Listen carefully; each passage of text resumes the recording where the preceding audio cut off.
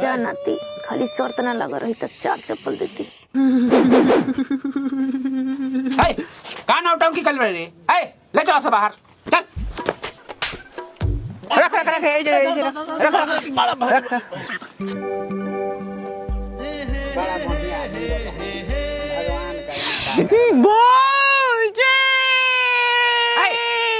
जो ना बाल्टिया लिया हमारा दिल में बहुत गम बा बाबूजी।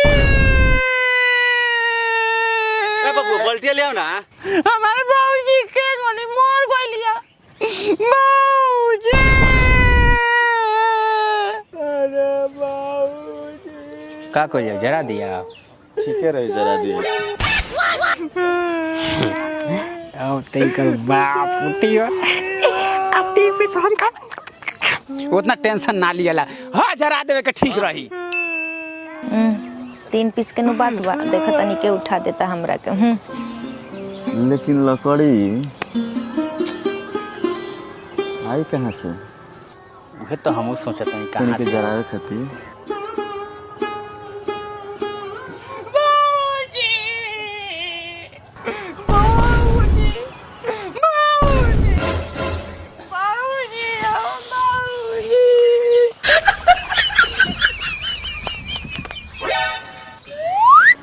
अरे बाप रे बाप अब जाके मुसीबत टलल।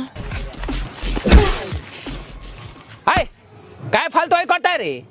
तन को दनाई बा तोरा हैं? खिलवाड़ कर ले लाश के संग ओबरा से चल चल।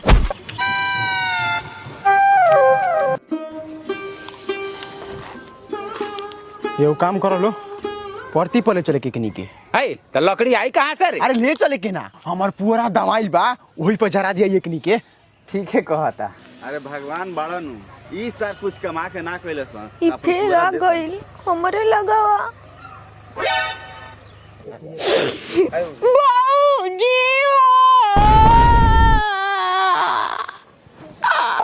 ये बुरी तोरा खाली भौजे लौकतरी अब भैया कहां हवन उनको एगो जो कम से कम।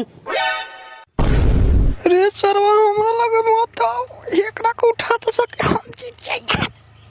अरे जो ना आजा लार छे खाली भौजी भौजी कहिए। गिल दे बाबू कह दे भैया कह दे।